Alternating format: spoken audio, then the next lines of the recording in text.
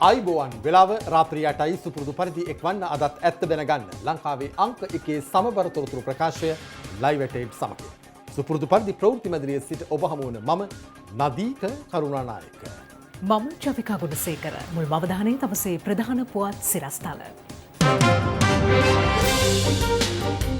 Corona වෛරසය හැදුවේ චීන විද්‍යාගාරයක චීන වෛද්‍යවරයෙක් හෙළි කරයි පොල් ගෙඩියක් රුපියල් 150ක් පනින ලකුණු. පොල් ගන්න නම් බෑ ඉතින් හරිය මිලයි. පොල් තිබුණා තියෙනේවත් ලායි. 100ටත් විකුණනවා මිනිස්සු. දැන් හෙට අනිද්දා වෙද්දී ඊටත් වැඩිය ගණන් යනවා. එක්සත් ජාතික පක්ෂයේ නායකත්වයටත් ළඟදීම ඡන්දයක්. පංගකලාර තවත් නායකත්වයේ බලාපොරොත්තු වෙන අය ඉන්නවා. ඒ ඇලත් ඉදිරිපත් වෙයි. ඒ අවස්ථාවේදී ඡන්දයකටත් යන්න පුළුවන් වෙයි. රජය ගිනිගත් නිව් ඩයමන්ඩ් නෞකා සමාගමෙන් මිලියන 340ක් ඉල්ලයි. බංග්ලාදේශ පිළේ කොන්දේසිවලට සෞඛ්‍යංශවල විරෝධය. ක්‍රිකට් තරඟාවලිය අවලංගු වන ලකුණු. ක්‍රිකට් තරඟාවලිය පැවැත්වීම සඳහා ඔවුන් අනිවාර්යයෙන්ම දින 17ක නිරෝධයන් විය යුතු බව තමයි සෞඛ්‍ය අමාත්‍යාංශයේ මතය වෙන්නේ. කොරෝනා වෛරසය චීනයේ වුහාන්හි රජයේ විද්‍යාගාරයක නිපද වූ බවට චීන ජාතික වෛරස් රෝග පිළිබඳව වෛද්‍යවරියක් විසින් ආන්දෝලනාත්මක ප්‍රකාශයක් සිදු කර තිබෙනවා. ඇය පවසන්නේ තමන්ට ඒ ඔප්පු කිරීමටද අවශ්‍ය සාධක පවතින බවයි. ඇමරිකාවට පැමිණ සිටින ලී මින් යාන් නැමැති චීන ජාතික වෛරස් රෝග පිළිබඳ වෛද්‍යවරියක් ප්‍රමුඛ පෙළේ විදෙස් ප්‍රවෘත්ති සේවයක් සමග පවසා තිබෙන්නේ නව කොරෝනා වෛරසය ස්වභාවිකව හටගත්තක් නොව වුහාන්හි රජයේ විද්‍යාගාරයක් තුළ නිපදවුවක් බවයි. This virus, COVID-19 SARS-CoV-2 virus, actually is not from nature. It is a man-made virus created in the lab. So I have evidence to show why they can do it, what they have done. මේ බව සනාථ කිරීමට ඇය සතුව සාක්ෂි තිබෙන බවත් ඇය පවසනවා. චීන රජයේ පුද්ගල මර්දන කිරීම හමුවේ මේ පිළිබඳව කිසිවෙක් කතා නොකරන බවත් ඇයද එහි ඉලක්කයක් විය හැකි බවත් ඇය මෙහිදී වැඩිදුරටත් පවසනවා. නව කොරෝනා වෛරසය හේතුවෙන් ඇමරිකාවෙන් වාර්තා වන මරණ ලක්ෂ 2 ඉක්මවා තිබෙනවා. ඉන්දියාවෙන් වාර්තා වන ආසාදිතයන් සංඛ්‍යාව ලක්ෂ 50 ඉක්මවා ඇති බවයි නවතම වාර්තා පෙන්වා දෙන්නේ. ආණ්ඩුක්‍රම ව්‍යවස්ථාවේ 20 වෙනි සංශෝධන කෙටුම්පතට අදාළව එක්සත් ජාතීන්ගේ මානව හිමිකම් පිළිබඳ මහකොමසාරිස්වරිය කර ඇති ප්‍රකාශය අත්අනුමතික හා උපකල්පන මත පදනම් වූ පූර්ව විනිශ්චය සහිත එකක් බව ජිනීවා ශ්‍රී ලංකා නිත්‍ය නියෝජිත දයානි මෙන්ඩිස් මහත්මිය පවසනවා. ජිනීවා මානව හිමිකම් සමුළුවේ 45 වන සැසිවාරයේදී ශ්‍රී ලංකාව වෙනුවෙන් අදහස් දක්වමින් දයානි මෙන්ඩිස් මහත්මිය මේ බව සඳහන් කළා. ජිනීවා මානව හිමිකම් කවුන්සිලේ 45 වන සැසිවාරය මේ දිනවල පැවැත්වෙනවා. එහිදී ඉකුත් සෙනසුරාදා අදහස් පළ කළ එක්සත් ජාතීන්ගේ මානව හිමිකම් පිළිබඳ මහකොමසාරිස් මිෂෙල් බැචල් මහත්මිය ශ්‍රී ලංකාව ඉලක්ක කරගනිමින් චෝදනා කිහිපයක්ම ඉදිරිපත් කළා. ඇය එහිදී පැවසුවේ 20 වෙනි සංශෝධනය මගින් රටේ ප්‍රජාතන්ත්‍රවාදය පිළිබඳ ගැටලු පැන නගින බවයි. එසේම හිටපු යුද හමුදා නිලධාරීන් තනතුරු වලට පත් කිරීම සහ මරණ දඬුවම නියමව සිටි සෙබළක වූ සුනිල් රත්නායක නිදහස් කිරීම පිළිබඳවද ඇය විවේචනාත්මකව අදහස් පළ කර තිබුණා. ඊට අද ශ්‍රී ලංකාව වෙනුවෙන් එහි සිටින ශ්‍රී ලංකා නිත්‍ය නියෝජිතවරිය පිළිතුරු ලබා දුන්නා. ඇය එහිදී පවසා ඇත්තේ 20 වෙනි සංශෝධනයට අදාළව මිෂෙල් බැචල් අදහස් පළ කර ඇත්තේ పూర్ව නිගමනවල සිට බවයි. ඒවා අත්අනුමතික සහ උපකල්පන මත පදනම්ව ඇති බවත් දයානි මෙන්ඩිස් මහත්මිය පැවසුවා. ආයතනවල ප්‍රධාන තනතුරු වලට ජ්‍යෙෂ්ඨ හමුදා නිලධාරීන් පත් කිරීමට එරෙහිව නගන ලද චෝදනාද ඇය ප්‍රතික්ෂේප කර තිබෙනවා. එහිදී දයානි මෙන්ඩිස් මහත්මිය අවධාරණය කර ඇත්තේ අදාළ චෝදනා අසත්‍ය සහ සනාත නොකළ ඒවා බවයි. ජ්‍යෙෂ්ඨ හමුදා නිලධාරීන්ට එරෙහිව දිගින් දිගටම නගන ලද අපරාධ හෝ මනුෂ්‍යත්වයට එරෙහිව කරන ලද අපරාධ පිළිබඳ අත්අනුමතික චෝදනා පිළිගත නොහැකි බව සහ එය ස්වභාවික යුක්ති මූලධර්ම උල්ලංඝනය කරන බවට මෙරට රජය සලකන බවයි ශ්‍රී ලංකා නිත්‍ය නියෝජිතවරිය වැඩිදුරටත් ප්‍රකාශ කළේ. මේ අතර හමුදා සැරයන්වරයා නිදහස් කළේ ශ්‍රී ලංකා ආණ්ඩුක්‍රම ව්‍යවස්ථාවේ බලතල සහ විධිවිධාන ප්‍රකාරව බවත් දයානි මෙන්ඩිස් මහත්මිය ශ්‍රී ලංකා රජය වෙනුවෙන් අද අවධාරණය කළා. 20 වෙනි ආණ්ඩුක්‍රම ව්‍යවස්ථා සංශෝධන කෙටුම්පත සම්බන්ධයෙන් අග්‍රාමාත්‍ය මහින්ද රාජපක්ෂ මහතා පත් කළ කමිටුවේ වාර්තාව අද කැබිනට් මණ්ඩලයට ඉදිරිපත් නොකළ බව අමාත්‍ය මහින්ද අමරවීර මහතා පැවසුවා. අමාත්‍යවරයා මේ බව පැවසුවේ අද කැබිනට් රැස්වීමෙන් අනතුරුව මාධ්‍යවේදීන්ගේ ගැටලු වලට පිළිතුරු ලබා දෙමින්. ජනාධිපති ගෝඨාභය රාජපක්ෂ මහතාගේ ප්‍රධානත්වයෙන් අද පස්වරුවේ කැබිනට් මණ්ඩලයේ ජනාධිපති ලේකම් කාර්යාලයේදී රැස් වුණා. රැස්වීමෙන් අනතුරු අමාත්‍යවරුන් මාධ්‍යයට මෙසේ අදහස් පළ කළා. ඊයේ දුන්න වාර්තාව කොහමද අද කැබිනට්? නෑ අද කැබිනට් එකට ආවේ නෑ.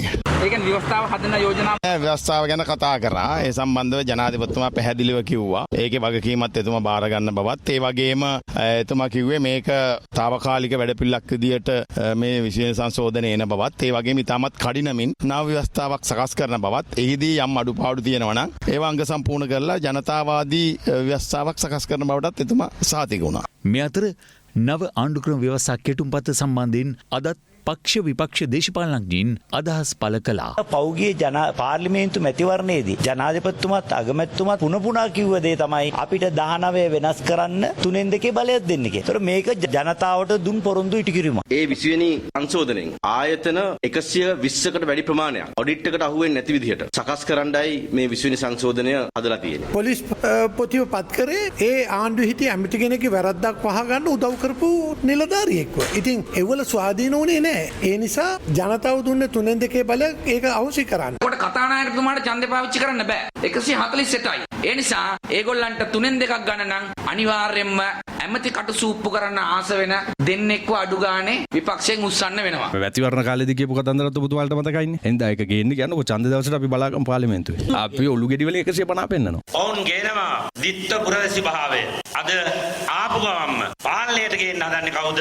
රටවල් දෙකක නීති දෙකකට යටත් වෙන පුද්ගලයෝ. දැන් දිත්ත පුරවැසි භාවය හා සම්බන්ධ ප්‍රශ්නේ ගොඩනගන්නේ රටේ ජනතාවගේ අපේක්ෂාවක් වෙච්ච ගෝඨාභය ජනාධිපතිවරයා බවට පත් කර ගැනීමේ අරමුණ බිඳලීම සහ මම හිතන්නේ බැසිල් රාජපක්ෂ මහත්මයාට නැවත බලයට එන්න තියෙන අවස්ථාව වැළැක්වීම නම් එහි අරමුණ ඒ තරම් පටු දේශපාලන ඉලක්කයක් උදෙසා නම් 19 වෙනි සංශෝධනයට එකතු කරුවේ. ඒක කොහොමදත් අයින් කරන්න ඕන කියන එකම අදහස. ඒ නිසා අලුත් ව්‍යවස්ථාවක් හදන තාක්කල් තියෙන යම් ගැටලු විසඳා ගැනීම සඳහා 20 වෙනි සංශෝධනයක් අවශ්‍ය නම් කරගත්තට කමක් නැහැ. හැබැයි එතනින් වහාම අපි හැරෙන්න ඕනේ අලුත් ව්‍යවස්ථාවක් හදන තැනට. ඒකයි විය යුත්තේ. මන්තීරු නීතිය පිළිබඳ පෙරහුරු වැඩසටහන හෙට සහ අනිද්දා යන දෙදින තුලද ක්‍රියාත්මක කරන බව රථවාහන පාලන හා මාර්ගාරක්ෂාව පිළිබඳ අධ්‍යක්ෂ ජ්‍යෙෂ්ඨ පොලිස් අධිකාරී ඉන්දික හපුගොඩ මහතා පවසනවා. දින 3ක් ක්‍රියාත්මක කෙරුණු පෙරහුරු වැඩසටහන අදින් අවසන් වීමට නියමිතව තිබුණද බස් මන්තීරුවේ ත්‍රිරෝද රථ හා යතුරුපැදි ධාවනය කිරීම සඳහා තවත් පෙරහුරු කාලයක් ලබා දීමට මෙම කාලය දීර්ඝ කර තිබෙනවා. කොළඹ නගරේ රථවාහන තදබදය අවම කිරීම අරමුණු කරගෙන ප්‍රමුඛතා බස් මංතීරු ක්‍රමය යළි ක්‍රියාත්මක කර තිබෙනවා. ඒ සඳහා ලබා දී තිබූ දින 3ක පෙරහුරු කාල සීමාව අදින් අවසන් වීමට නියමිතයි. එහෙත් බස් මංතීරුවේ ත්‍රිරෝද රථ සහ යතුරුපැදි ධාවනය කරවීම සඳහා නව වැඩපිළිවෙලක් සකස් කිරීමත් සමග මෙම පෙරහුරු කාල සීමාව තවත් දින 2ක් ක්‍රියාත්මක කරන බවයි රථවාහන පාලන හා මාර්ගාරක්ෂාව පිළිබඳ අධ්‍යක්ෂ ජ්‍යෙෂ්ඨ පොලිස් අධිකාරී ඉන්දික හපුගොඩ මහතා පැවසුවේ. බස්රථ මංතීරුවේ ත්‍රිරෝද රථ සහ යතුරුපැදි පෙරහුරු ධාවනය අද දින ක්‍රියාත්මක කෙරුණේ මෙලෙසින්. කෙසේ වෙතත් මංතීරු ක්‍රමය ලබන සඳහා සිට දැඩිව ක්‍රියාත්මක කරන අතර නීතිය කඩ කරන රියදුරන්ගෙන් රුපියල් 2000ක දඩමුදලක් අය කර ගැනීමට කටයුතු යොදා තිබෙනවා. රියදුරන්ට මොකක්ද ඔබතුමාට දෙන්න පුළුවන් උපදේශය? අපි බලාපොරොත්තු වෙන්නේ ඉවරලා මේ මන්තීරු නීතියට පටහැනිව කටයුතු කරන වැඩි කරන අයට 2018 මෝටර් වාහන පනතේ 148 වන වගන්තිය ප්‍රකාරව නඩුවක් වෙනුවට දඩයක් ලබා දෙන්න පුළුවන් රුපියල් 2000ක. මන්තීරු නීතිය තිබ්බට ට්‍රැෆික් එක එහෙමම තියෙනවා. වෙනදා විනාඩි 10 15 යන ගමන දැන් විනාඩි 5ක් විතර යනවා යන්නේ. මේක වට හුරු වෙනකොට හරියයි කියලා තේරෙනවා. හොඳයි අපේ මිනිස්සුගේ අත විනයක් නැහැනේ. ඔය යවන ගාලා කඩවතු හරක් වගේ. ඒ නිසා මේ නීතිය හරියට වුණොත් හරියට හොඳයි. පෙට්‍රෝල් ටික ඉවරයි. ඊට වැඩිය පොඩ්ඩක් අඩුයි ට්‍රැෆික් එක. මේ ට්‍රයල් එකක් යනකොට ඒකෙන් මතුවෙන ප්‍රශ්න දිහා බලයි අපි කොහොමද මේකට විසඳුමක් ලබා දෙන්නේ කියලා. දැන් මේකට අපි දැන් උත්සාහ කරන්නේ කොහොමද කෝච්චිය ජනප්‍රිය කරන්නේ කියලා. දැන් අපි තව වැඩපිළිවෙලක් ඇති කරලා තියෙනවා මේ පාක් ඇන්ඩ් ඩ්‍රයිව් කියලා. කොළඹ තදබදේ අඩු කරන්න අපේ පැත්තෙන් කෙරෙන්න ඕන කටයුතු පිළිබඳව අපි වැඩපිළිවෙලක් සකස් කරමින් ඉන්නේ දැන්. පොලිස් මුලස්ථානයේ අද පැවති මාධ්‍ය හමුවකදීද මංතීරු නීතිය පිළිබඳව අදහස් පළ වුණා. මේ පාසුකම් සැලසීමේදී නීතිය විතරක් ක්‍රියාත්මක කරලාමදී මේක මේ මාර්ගයේ භාවිත කරන සියලු දෙනාම විනයානුකූල වෙන්න ඕන, ඒ වගේම පරිත්‍යාගශීලී වෙන්න ඕන. දැනට අපි සිකුරාදා දක්වා මේගොල්ලන් මේ අනුගත කිරීමට උත්සාහ කරනවා. ඊළඟ සඳුදා ඉඳලා මේ නීති කඩ කරන සියලු දෙනාටම විරුද්ධව අපි නීතිමය වශයෙන් කටයුතු කරන්න බලාපොරොත්තු වෙනවා.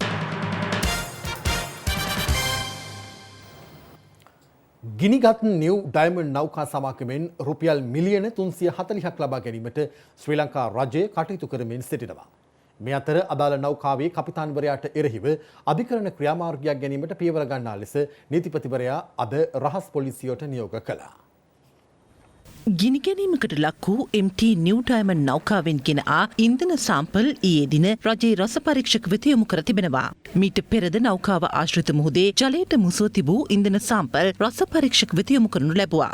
එමෙන්ම අදාළ නෞකාවට පිවිසීමෙන් අනතුරුව ස්ථාන කිහිපයකද ඉන්ධන සාම්පල් ලබා ගැනීමට පියවරගත් බව සමුද්‍රීය පරිසර ආරක්ෂණ අධිකාරියේ සාමාන්‍ය අධිකාරී ආචාර්ය ටර්නි ප්‍රදීප් කුමාර මහතා ප්‍රකාශ කළා. රජයේ රස පරීක්ෂක වෙත යොමු කළ ඉන්ධන සාම්පල් කිහිපයක වාර්තාව සමුද්‍රීය පරිසර ආරක්ෂණ අධිකාරියටද ලබා දී තිබෙනවා. මෙම නෞකාව මේ වන විට කල්මුනේ සිට නාවික සතකුම් 64ක් දුරින් පවතින අතර ගින්න හටගත් අවස්ථාවේ නෞකාවට ඉසින ලද ජලයද මේ වන විට ඉවත් කිරීමේ කටයුතු සිදු කරන බවයි සමුද්‍රීය පරිසර ආරක්ෂණ අධිකාරිය ප්‍රකාශ කළේ. කළ යුත්තේ අපි වන්දි ලබා ගැනීම කළ යුත්තේ මේක අත්අඩංගුවට ගන්න ඕනේ. පළවෙනිම අත්අඩංගුවට ගන්න තියෙන හොඳම නිමිත්ත තමයි රාජකාරී පැහැර හැරීම. මෙහි කපිතාන් ග්‍රීක කපිතාන් සහ කාර්ය මණ්ඩලය අඩුම තරමේ මේ නැව අනතුරේ කියලා ඩිස්ට්‍රස් මැසේජ් එකක් ලෝකෙට දැනුම් දීලා නැහැ. අද දින ගරු නීතිපතිතුමා විසින් ගිනිගත් MT නිව් ඩයමන්ඩ් බොරතෙල් නෞකාවේ අයිතිකරුවන්ගේ නීතිඥවරුන් වෙත නෞකාවේ ගින්න නිවීමට දැක් වූ සහායට සහ ඊට අදාළ කටයුතු වලට දැරූ වියදම හානිපූර්ණ කිරීම සඳහා හිමිකම් ඉල්ලීමක් ලිඛිතව ඉදිරිපත් කරනු ලැබුවා. මෙම හිමිකම් ඉල්ලීම නෞකාවේ අයිතිකරුවන් වෙත ඉදිරිපත් කර ඇත්තේ රුපියල් මිලියන 340ක් අය කර ගැනීම සඳහායි. එම බොරතෙල් නෞකාවේ කපිතාන් වන ස්ටිරෝස් ඉලියාස් නම් ග්‍රීක ජාතිකයා සැකකරුවෙකු ලෙස එම නීති කෘත්‍ය සම්බන්ධයෙන් නම් කරන ලෙසට උපදෙස් ලබා දීමක් සිද්ධ කළා. එසේම එම කපිතාන් වන සැකකරුව ගරු අධිකරණය හමුවට පමුණුවාලීමට නොතීසි ලබා ගන්නා ලෙසත් ගරු නීතිපතිවරයා විසින් අධ්‍යක්ෂ අපරාධ පරීක්ෂණ දෙපාර්තමේන්තුව වෙත අද දින උපදෙස් ලබා දීමක් සිද්ධ කළා. නිරෝගිමත් විනයගරුක සහ ජව සම්පන්න සමාජයක් බිහි කිරීම උදෙසා ඉවහල් වන ක්‍රීඩා සංස්කෘතියක් ගොඩනැගීම යුගයේ වගකීමක් බව ජනාධිපති ගෝඨාභය රාජපක්ෂ මහතා පවසනවා. එතුමා මේ බව ප්‍රකාශ කළේ අද ජනාධිපති කාර්යාලයේ පැවති සාකච්ඡාවකට සහභාගී වෙමින්. ග්‍රාමීය හා පාසල් ක්‍රීඩා යටිතල පහසුකම් ප්‍රවාහන රාජ්‍ය අමාත්‍යංශයේ ඉදිරි සැලසුම් පිළිබඳව ජනාධිපතිතුමාගේ ප්‍රධානත්වයෙන් සාකච්ඡාවක් අද ජනාධිපති කාර්යාලයේදී පැවැත්වුණා. ග්‍රාමීය පාසල්වල ක්‍රීඩා පිටි ලබා දෙන ලෙස ඉල්ලා සිටියද ඒවා ඉදිකර දීමෙන් පසු නඩත්තු නොකරන බව බොහෝ ස්ථානවලදී දක්නට ලැබුණු බවත් තනකොළ කැපීම ඇතුළු ඉතා පහසුවෙන් කළ හැකි නඩත්තු කටයුතු සඳහා එතරම් මුදලක් වැය නොවන බවද ජනාධිපතිතුමා මෙහිදී පෙන්වා දුන්නා. සියලු දිස්ත්‍රික්කවල පාසල්වල ක්‍රීඩා පිටි නඩත්තුව සඳහා වෙනම ඒකකයක් ස්ථාපිත කිරීමට පියවර ගන්නයි ජනාධිපතිතුමා මෙහිදී නිලධාරීන්ට උපදෙස් ලබා දුන්නා. ක්‍රීඩා පිටි නඩත්තු කිරීමේ හැකියාව පළාත් පාලන ආයතන සතු ඇති බවත් තෙමසක් ඇතුළත දිවයිනේ සියලු ක්‍රීඩා පිටි අලංකාරවත් ලෙස පවිත්‍ර කළ යුතු බවත් මෙම සාකච්ඡාවට එක් වූ ආර්ථික පුනර්ජීවනය පිළිබඳ ජනාධිපති කාර්ය සාධක බලකායේ ප්‍රධානී බැසිල් රාජපක්ෂ මහතා ප්‍රකාශ කළා. මේ සාකච්ඡාවට එක් වූ තරුණ හා ක්‍රීඩා අමාත්‍ය නාමල් රාජපක්ෂ මහතා ප්‍රකාශ කළේ කොළඹ 7 ටොරින්ටන් මාවතේ පිහිටි ජාතික ක්‍රීඩා විද්‍යායතනය දියගම ක්‍රීඩා සංකීර්ණ පරිශ්‍රය සමග බද්ධ කොට අන්තර්ජාතික මට්ටමේ ප්‍රමිතියෙන් යුත් ක්‍රීඩා විශ්වවිද්‍යාලයක් ආරම්භ කිරීමට සැලසුම් කර ඇති බවයි. ප්‍රධාන ක්‍රීඩා පිටි එක් ආයතනයක් යටතේ පවත්වාගෙන යාම අංග සම්පූර්ණ ක්‍රීඩා පාසල් 25ක් ස්ථාපනය, ක්‍රීඩා පනතට යෝජනා ඇතුළත් කිරීම සහ නව පනතක් සම්පාදනය, ක්‍රීඩාවේ උන්නතිය උදෙසා පෞද්ගලිකාංශයේ දායකත්වයේ ගැනීම වැනි කාර්යයන්ට ගත වූ මාසය තුල සිය අමාත්‍යාංශය අවධානය යොමු කළ බවත් නාමල් රාජපක්ෂ අමාත්‍යවරයා මෙහිදී වැඩිදුරටත් ප්‍රකාශ කළා. වැඩිම ආකර්ෂණයක් ඇති සහ ඒ පළාත්වල ජනප්‍රිය ක්‍රීඩා හඳුනාගෙන දක්ෂ ක්‍රීඩකින් කඩිනමින් පුහුණු කළ යුතු ඇතැයි මෙහිදී ජනාධිපතිතුමා ප්‍රකාශ කළා. ක්‍රීඩා සභාවේ සමාජික කුමාර් සංගක්කාර මහතා මෙහිදී පෙන්වා දුන්නේ ක්‍රීඩා ශ්‍රේණිගත කර අන්තර්ජාතික තරඟ සඳහා යොමු කළ හැකි පිරිසක් පුහුණු කිරීමට කටයුතු කළ යුතු බවයි. විශ්වවිද්‍යාලවලට ඇතුළත් කර ගැනීමේදී ක්‍රීඩා දක්ෂතාව වෙනුවෙන් ලකුණු දීමේ ක්‍රමය ප්‍රචලිත කිරීමට සහ විශ්වවිද්‍යාල තුළ ජාතික තලයේ ක්‍රීඩකින් බිහි කිරීමට ඇති හැකියාවද සංගක්කාර මහතා මෙහිදී පෙන්වා දෙනු ලැබුවා. විවිධ ක්‍රීඩා සඳහා දක්ෂතා දක්වන ලෝකයේ සිසු රටවල වෙසෙන ශ්‍රී ලාංකික සම්භාවයක් සහිත ක්‍රීඩක ක්‍රීඩිකාවන්ට ජාතික දජය යටතේ එක්වන්නැයි සාකච්ඡාවට එක් වූ කැබිනට් සහ රාජ්‍ය අමාත්‍යවරුන් මෙහිදී ඉල්ලා සිටියා. එක්සත් ජාතික පක්ෂ නායකත්වයේ සඳහාද ඡන්දයට ඉදිරිපත් වීමට තමා සූදානමින් සිටින බව එම පක්ෂයේ නව නියෝජ්‍ය නායක රුවන් විජේවර්ධන මහතා පවසනවා. කැලණිය රාජමහා විහාරස්ථානයේ ආගමික වතාවත්වලට එක්වීමෙන් අනතුරුව මාධ්‍යවේදීන් හමුවේ ඒ මහතා මේ බව සඳහන් කළා. එක්සත් ජාතික පක්ෂ නියෝජ්‍ය නායක රුවන් විජේවර්ධන මහතා ඊයේ පස්වරුවේ කැලණිය රජමහා විහාරස්ථානයේ වෙත පැමිණ ත්‍රිවිධ රත්නයේ ආශිර්වාදය ලබා ගත්තා.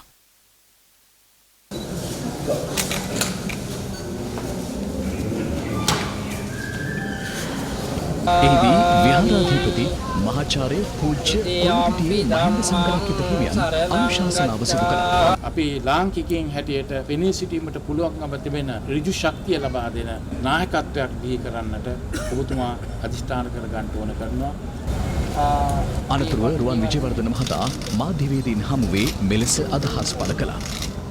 නියෝජනායකතුමාට ඔබතුමා හිතනවාද පක්ෂයේ මේ තියෙන තත්ත්වෙන් ගොඩ ගන්න පුළුවන් කියලා? අනිවාර්යයෙන්ම ගොඩ ගන්න පුළුවන්. විශේෂයෙන්ම රාජ්‍යයක් ලැබුණාම අපි පාක්ෂිකයන්ගෙන් ගොඩක් දුරස් වෙනවා. ඒ නිසා තමයි ඇත්තටම අපිට මේ ප්‍රතිඵල ලැබුණේ. දැන් අපිට හොඳ අවස්ථාවක් තියෙනවා අපෝ පාක්ෂිකයන්ගේ විශ්වාසය දිනාගන්න. හැබැයි ඔබතුමා නියෝජනායකම ලැබීමෙන් පසුව ඔබතුමාලාගේම පක්ෂයේ ඇතැම් පිරිස් කැමැත්තක් නැහැ නේද?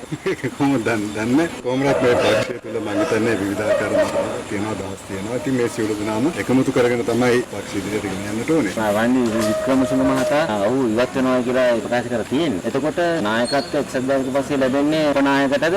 ඉදිරියේදී ඒකත් මම හිතන්නේ කෘත්‍යාධිකාරී මණ්ඩලයේ ස්වලා ඒගොල්ලන් ගොඩක් දුරට සාකච්ඡා කරලා හරි තීරණයක් ගන්න. ඔබතුමා බලාපොරොත්තු වෙනවද පක්ෂ නායකත්වයට? අනිවාර්යයෙන්ම මේ නායකත්වයට ඉදිරිපත් වෙන්න මම පක්ෂේ නායකත්වය තෝරන්න රාජ්‍යචන්දයක් කියන්න වෙයිද? මේ කියන්න දැන් බෑ. ඉතින් පංගුකලාර තවත් මේ නායකත්වය බලාපොරොත්තු වෙන අය ඉන්නවා. ඒලා ඉදිරිපත් වෙයි. ඒ අවස්ථාවේදී පංගුකලාර ඡන්දයකටත් යන්න පුළුවන්.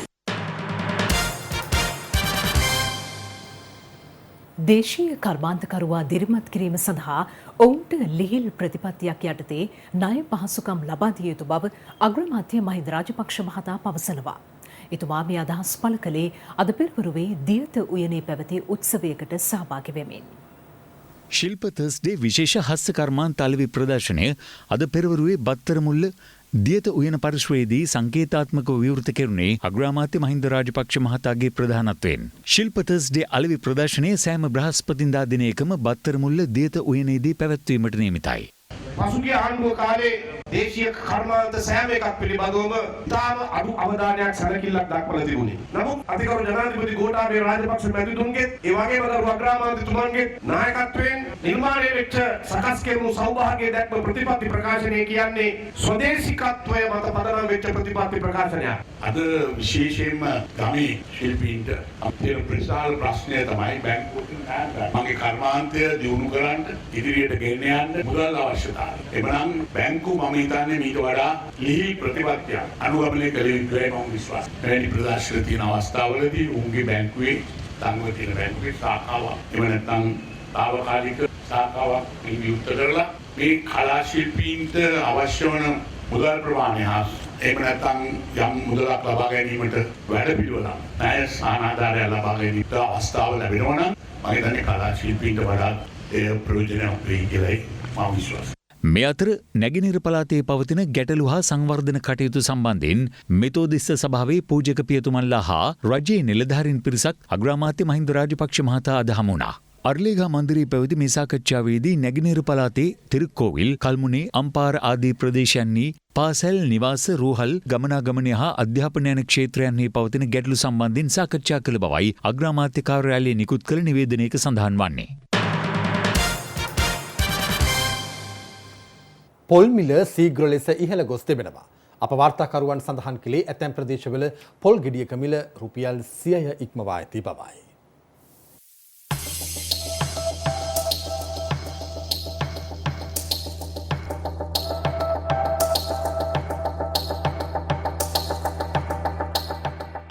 මෙවන විට වෙළඳපළෙහි පොල් ගෙඩියක මිල රුපියල් 60ත් 100ත් අතර පවතින බවයි ජනතාව පවසන්නේ. ඇපැම් ප්‍රදේශවල අලෙවි වන පොල් පරිභෝජනයට සුදුසු තත්ත්වයේ නොමැති බව ඔවුන් සඳහන් කළා. පොල් ගන්න නම් බෑ. ඉතින් හරිය මිලයි රුපියල් 80යි 85යි 90යි එහෙම ගෙනාවත් ඉතින් ඒකලා කන්න බෑ. මේ net එක දිකලා තියලා තමයි අපි මිරිකලා පොල් කිරි ටික ගන්න. අපිට කන්න පොල් නෑ. දැන් පොල් තිබුණත් ඒ තියෙනේවත් ලායි. ඒවත් ගිනි ගණන් දීලා ඕන අපි ගන්න. සල්ලි තියෙන මිනිහට හොඳයි. නැති මිනිහා කන්නේ කොහොමද? ඒ පොල් ගෙඩිය මොනවා හිරමනේ දාන්න බෑ. හිරමන අමුතුවෙන් හදන්න ඕනේ පොල් ගෙඩිය දාන්න. ඒකත් කාලටි. මේ පොල් ගෙඩිය අරන් ආවේ රුපියල් 85ක් වෙනවා. පොල් ගෙඩියක් 80යි 90යි 100 වගේ ගානට තමයි යන්නේ. පොල් ගෙඩියක් දැන් රුපියල් 70යි 80යි ලොකු ගෙඩියක් 100යි. ඉතින් කොහොමද අපි හොද්දක්වත් හදාගෙන දැන් පොල් කන්නේ? වයසක මිනිස්සුනේ අපි හොදි නැතුව අපට කන්නත් බැහැනේ. වෙළඳපොලේ පොල් මිල ගණන් පිළිබඳව ජනතාව එලෙස අදහස් පළ කළ අතර පොල් වගකරුවන් සහ වෙළඳ මහතුන් දක්වන අදහස් පිළිබඳවද අප සොයා බැලුවා. මොකද මෙච්චර පොල් ගණන් කියලා? වෙනදාට වැඩිය සෑහෙන අඩුවක් තියෙන පොල් අපිටත් අමාරු වෙලා තියෙන පොල් හොයා ගැනීමට. පොල් ගස් නැහැ කොම කපලා. ඒකයි පොල් මිල නෙන්නේ. පොල් නෑ කියන්නේ ලංකාවේ කොහෙවත්ම පොල් නෑ. ප්‍රමාණයට නෑ. පොල් ගෙඩියක් දැන් ගන්න ඕන රුපියල් 75ක් වගේ වෙන්න. අලවිය 80ට කල්ලත් මදි. 100ටත් විකුණනවා මිනිස්සු.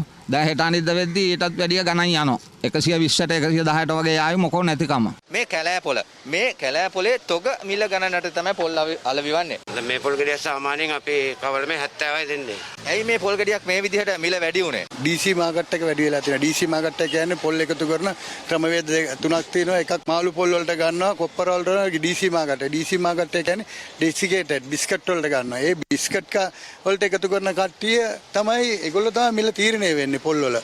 සංඛ්‍යාලේඛනවලට අනුව 2019 වසරේ මෙරට පොල් අස්වැන්න පොල්ගෙඩි මිලියන 3085ක්ව පැවතියා. කෙසේ වෙතත් මේ වසරේ එම පොල් අස්වැන්න බලාපොරොත්තු ආකාරයට නොලැබුණු බවයි පොල් සංවර්ධන අධිකාරිය සඳහන් කළේ. එම තත්ත්වයේ මත මෙරට වෙළඳපොළෙහි පොල් හිඟයක් නිර්මාණය වී තිබෙන බව එම අධිකාරිය සඳහන් කළා. මෙහෙම ගණන් ගියොත් ඉතින් ඉස්සරහට පොල් නැතිව තමයි කන්න වෙන්නේ. පොල් ගස් බල තමයි හොදි කන්න වෙලා තියෙන්නේ. දැන් දවස් ගානකින් හොද්දක් කෑවේ නෑ ගෙදර. මේ අතර අද පැවති කැබිනට් මණ්ඩල රැස්වීමේදී පොල් මිල අඩු කිරීම සම්බන්ධයෙන් අවධානය යොමු වුණා. මේ හින්දා මේ පොල් තෙල් රටින් ගෙනවට මිල අඩු කරන් තීන්දුව කර කොප්පරත් ගේන්න පුළුවන්ද කියලා බැලුවත් එල්ලින්දින්න එතකොට පොල් මිල අඩු වෙනවා කියනවා. තවත් දේශීය පුවත් කිහිපයක් දැන්. පාස්කු ප්‍රහාරය සම්බන්ධයෙන් විමර්ශනය කෙරෙන ජනාධිපති කොමිසම හමුවේ පාර්ලිමේන්තු මන්ත්‍රී හරින් ප්‍රනාන්දු මහතා මේ වන විට සාක්ෂි ලබා දෙමින් සිටිනවා. මේ අතර පාස්කු ඉරුදින ත්‍රස්ස ප්‍රහාරය වළක්වා ගැනීමට නොහැකි වූයේ තම රාජකාරිය පැහැරහැරීමක් නිසායයි තමන් කිසිවිටක පිළි නොගන්නා බව හිටපු ජාතික බුද්ධි ප්‍රධානී සිසිර මෙන්ඩිස් මහතා ප්‍රකාශ කළා. කොමිසම හමුවේ සාක්ෂි ලබා දෙමින් හිටපු ජාතික බුද්ධි ප්‍රධානියා පැවසුවේ ප්‍රහාරය වළක්වා නොගැනීමට වගකිව යුත්තේ පොලිස්පතිවරයා ප්‍රමුඛ පොලිසිය ත්‍රස්ත විමර්ශන ඒකකය සහ අපරාධ පරීක්ෂණ දෙපාර්තමේන්තුව බවයි.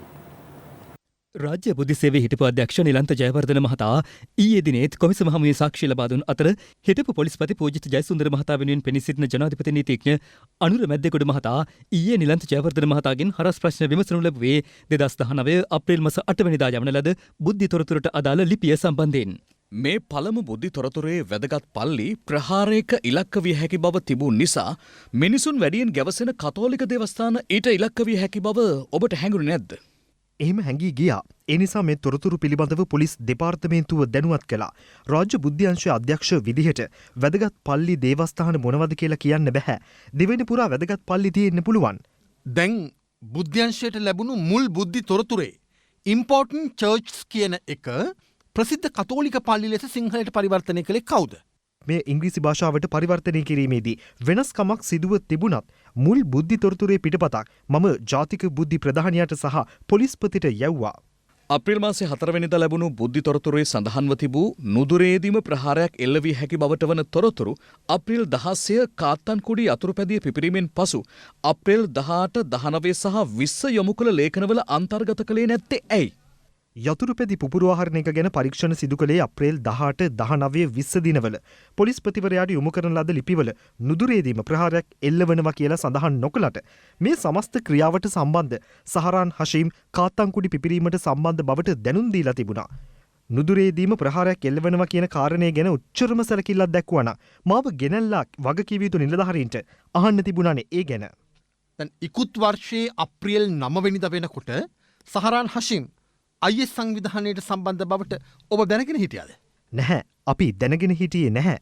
මේ අතර විශ්‍රාමික නියෝජ්‍ය පොලිස්පති සිසිර මෙන්ඩිස් මහතා කොමිසම හමුවේ ඊයේ පස්වරුවේ සාක්ෂි ලබා දුන්නේ 6 වැනි දිනටයි. පාස්කු ප්‍රහාරය පිළිබඳව විදෙස් බුද්ධ්‍යංශයකින් කළ මුල් පූර්ව දැනුවත් කිරීම සම්බන්ධයෙන් රාජ්‍ය බුද්ධි සේවයේ එවකට අධ්‍යක්ෂ නිලන්ත ජයවර්ධන මහතා එවකට ජාතික බුද්ධි ප්‍රධානියා වූ ඔබට යොමු කළ ලිපිය එවකට පොලිස්පති පූජිත් ජයසුන්දර මහතාට යොමු කළාද? අදාළ ලිපිය තුළ අන්තර්ගත වූ බුද්ධි තොරතුරෙහි සහරාන් හෂීම් ප්‍රමුඛ අන්තවාදී කණ්ඩායමකගේ ඉලක්ක බවට ඉන්දිය මහා කොමසාරිස් කාර්යාලය සහ වැදගත් පල්ලි පත්විය හැකි බව සඳහන් වූ නිසා එය පොලිස්පතිවරයාට දැන්වීම වැදගත් යයි සලකා ලිපිය නිලධාරියෙකු අතින්ම එවකට පොලිස්පති පූජිත් ජයසුන්දර මහතාට යොමු කළා. පාස්කු ඉරුදින ත්‍රස්ත ප්‍රහාරය එල්ලවීමට පෙර අප්‍රේල් 19 වෙනි දින රාජ්‍ය බුද්ධි සේවයේ හිටපු අධ්‍යක්ෂ නිලන්ත ජයවර්ධන මහතා ඔබට දුරකථන ඇමතුමක් ලබා ගත්තද? අප්‍රේල් 19 වන දින නිලන්ත ජයවර්ධන මහතා මට කතා කරලා සර් පිපිරීමක් වෙලා තියෙනවා කියලා කියපු වෙලාවේ කොහෙද කියලා ඇහුවාම කාත්තන් කුඩිය කියලා මම කිව්වා. දැන් මේ පිපිරීමට සහරාන් හෂීම් සම්බන්ධයි කියලා එම දුරකථන ඇමතුමේදී නිලන්ත ජයවර්ධන මහත්මයා ඔබට පැවසුවාද? නැහැ. එහෙම සම්බන්ධයක් ගැන කිව්වේ නැහැ. මෙහිදී අතිරේක සොලිසිටර් ජෙනරාල්වරිය සිසිර මෙන්ඩිස් මහතාගෙන් විමසා සිටියේ ඔබේ බිරිඳ කතෝලික බැතිමතෙකු වන බැවින් ඉකුත් වසරේ අප්‍රේල් 20 වන සෙනසුරාදා පස්වරුවේ දේව මෙහෙයක් සඳහා දේවස්ථානයකට ගියද යන්නයි. ඊට පිළිතුරු දෙමින් මෙන්ඩිස් මහතා කියා සිටියේ තමන් පොලිස්පතිවරයාට බුද්ධි තොරතුරු සම්බන්ධයෙන් දැනුම් දී තිබූ හේයින් ඔහු ආරක්ෂක පියවර ගන්නට ඇතැයි සිතූ නිසාත් තම බිරිඳ මෙම බුද්ධි තොරතුරු කිසිවක් පිළිබඳව නොදැන සිටි නිසාත් ඉකුත් වසරේ අප්‍රේල් 20 වෙනි දින පස්වරුවේ තම ප්‍රදේශයේ දේවස්ථානයට ගිය බවයි. එසේ පාස්කු ප්‍රහාරයට පෙර දින දේවස්ථානය කරා යාමට පිටත් වූ අවස්ථාවේදී රාජ්‍ය බුද්ධ සේවයේ අධ්‍යක්ෂ නිලන්ත ජයවර්ධන මහතා තමන්ට යලි දුරකථන ඇමතුමක් ලබා දුන් බවත් සර් මේක ප්‍රශ්නයක් සර් මම පොලිස්පතිට කියලා තියෙන්නේ යනුවෙන් ඔහු ප්‍රකාශ කරත්ම ඇමතුම විසන්දි වූ බවත් මෙන්ඩිස් මහතා ජනාධිපති කොමිසම හමුවේ වැඩිදුරටත් සාක්ෂි දෙමින් කියා සිටියා. එම අවස්ථාවේ යලි ඔහු සම්බන්ධ කර ගැනීමට උත්සාහ නොගත්තේ මන්දැයි අතිරේක සොලිසිටර් ජෙනරාල්වරිය ප්‍රශ්න කළ විට මෙන්ඩිස් මහතා කියා සිටියේ දුරකථන ඇමතුම විසන්දි වූයේ ජයවර්ධන මහතාගේ පසින් වන බැවින් තමන් නැවත ඔහු සම්බන්ධ කර ගැනීමට උත්සාහ නොකළ බවයි. මෙපමණ දැනුවත් කිරීම කර තිබියදී දිවයින ස්ථාන 8කට ප්‍රහාර එල්ලවීම තුළ ඔබ තම රාජකාරිය පැහැර හැරියා යයි ඔබේ සිත දොස් පවරන්නේ නැද්ද? නැහැ. මම රාජකාරිය පැහැර හැරිය කියලා මම හිතන්නේ නැහැ. වගකිව යුතු අය සහරාන් අත්අඩංගුවට ගත්තේ නැති නිසායි මෙහෙම වුණේ. කවුද වගකිව යුතු නිලධාරීන්?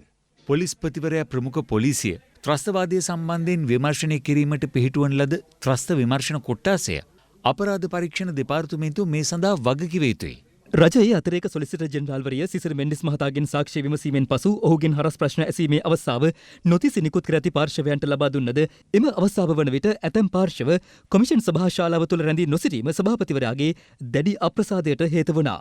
මේ අතර ජනාධිපති කොමිසමේ නියෝග මත පසුගියදා කොමිසමේ පොලිස් ඒකකයට බහර දුන් රාජ්‍ය බුද්ධි සේවයේ හිටපු අධ්‍යක්ෂ නිලන්ත ජයවර්ධන මහතා පාස්කු ප්‍රහාරය එල්ලවන අවස්ථාවේ භාවිත කළ පෞද්ගලික ජංගම දුරකථනය සහ ලැප්ටොප් පරිගණකය වැඩිදුර විමර්ශන සඳහා අපරාධ පරීක්ෂණ දෙපාර්තමේන්තුවට යොමු කරන ලෙස ජනාධිපති කොමිසම එහි ලේකම්වරයාට නියෝග කළා. මේ අතර අද පස්වරුවේ පාර්ලිමේන්තු මන්ත්‍රී හරින් ප්‍රනාන්දු මහතාද සාක්ෂි ලබා දීම සඳහා පාස්කු ප්‍රහාරය සම්බන්ධයෙන් විමර්ශනය කෙරෙන ජනාධිපති කොමිසම හමුවට පැමිණියා.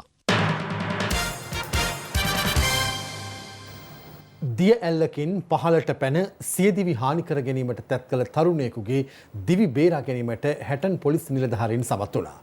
ඒ තරුණයෙකු දිවි නසා ගැනීමට යන බවට වතුයායේ සේවකයෙකු ලබා දුන් තොරතුරකට අනුවයි. මේ හැටන් නැබොස්ලි වතුයායේ සිට හැටන් ඔයට ජලය ගලා යන දිය ඇල්ලක්. දිය ඇල්ලට ඉහළින් නැති ගල්තලාවකට පැමිණි තරුණයෙක් සැක කටයුතු ලෙස හැසිරීම හේතුවෙන් ඇබොස්ලි වතු සේවකයෙකු ඒ පිළිබඳ පොලිසියට දැනුම් දී තිබුණා. වහා ක්‍රියාත්මක වූ හැටන් පොලිසිය අපරාධ විමර්ශන අංශයේ නිලධාරීන් ස්ථාන කිහිපයකින් ගොස් තරුණයා වෙත ළඟා වී ඔහු අල්ලා ගැනීමට සමත් වුණා.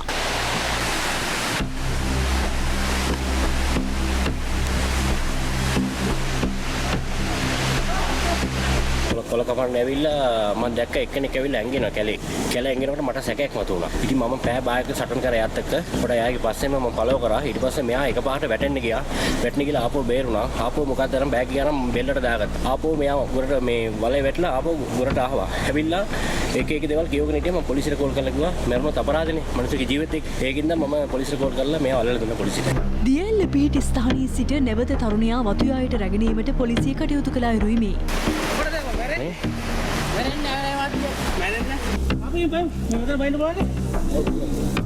මෙලෙස සියදිවි හානි කර ගැනීමට තැත් කළ තරුණයා 23 හැවිරිදිවියේ පසුවන හැටන් රොතෑස් වතුයායේ පදිංචිකරුවෙක්.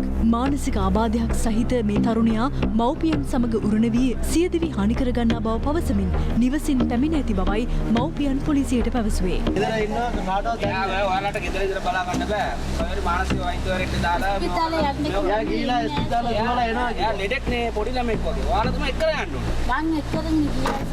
මේ රැවුලේම ඇවිල්ලා තිබ්බට වැඩක් නැහැ. ඌ පොලිස් භාරයට ගෙනුණු තරුණයා මහේස්ත්‍රාත්වරයා හමුවට ඉදිරිපත් කර අධිකරණ නියෝගයක් මත මානසික වෛද්‍යවරයෙක් වෙත ඉදිරිපත් කිරීමට කටයුතු කරන බවයි හැටන් මූලස්ථාන ප්‍රධාන පොලිස් පරීක්ෂකවරයා පැවසුවේ.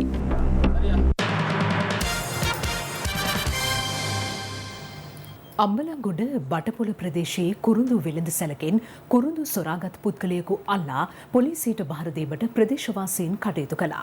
මේ සිදුවීම මෙම ස්ථානයේ CCTV කැමරාවල සටහන්ව තිබුණා. අම්බලන්ගොඩ බටපොළ කහටපිටිය ප්‍රදේශයේ කුරුඳු අලෙවිකරණ සානයක මේ සිදුව තිබුණා. පසුගියදා මේ සානයට යතුරු පැදියකින් පැමිණි පුද්ගලයෙක් වෙළඳ සැල තුළට ඇතුළු වන අතර එම අවස්ථාවේ වෙළඳ සැල තුළ කිසිවෙක් රැඳී සිටියේ නැහැ. මේ පුද්ගලයා වෙළඳ සැල තුළ තිබූ කුරුඳු මිටියක් ඉවතට රැගෙන විත් තම යතුරු පැදියේ තබා ගන්නවා. යලි වෙළඳ සැලට පැමිණෙන ඔහු දෙවන කුරුඳු මිටියද රැගෙන යන්නේ මෙලෙසින්. නමුත් ඔහු යතුරු පැදියට යාමට පෙර නිවසේ උඩුමහලේ සිට මේ සොරකම CCTV කැමරා තුලින් නරඹමින් සිටි හිමිකාරණිය එම ස්ථානයට පැමිණෙනවා. එම අවස්ථාවේ සැකකරු වෙළඳසැල් හිමිකාරණියට පවසන්නේ තමන් කුරුඳු අලෙවි කිරීමට පැමිණි බවයි. යතුරු පැදිය මත තිබෙන්නේ තමාගෙන කුරුඳු බවත් ඔහු පවසා තිබෙනවා.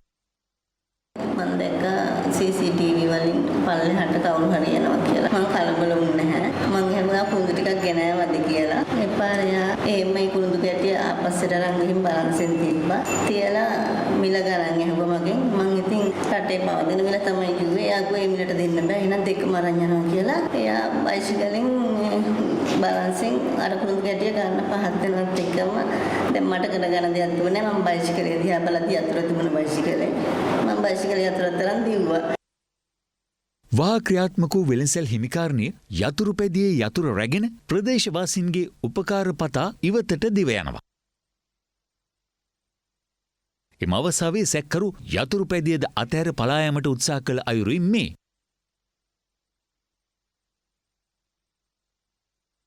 ප්‍රදේශවාසීන් හා එක්ව සැකකරු අල්ලා බටපොළ පොලිසියට භාර දුන් අතර ඔහු ඊයේ බලපිටිය මහේස්ත්‍රාත් අධිකරණයට ඉදිරිපත් කිරීමෙන් අනතුරුව රක්ෂිත බන්ධනාගාරගත කෙරුණා. 36 වර්ධි සැකකරු මත්කුඩු වලට ඇබ්බැහි වූ බවයි පොලිසිය පවසන්නේ. බංග්ලාදේශය සමග පැවැත්වීමට නියමිත ක්‍රිකට් තරගාවලිය අවිනිශ්චිත මට්ටමක පවතිනවා. ඒ පිළිබඳ තොරතුරු දකිමු දැන්.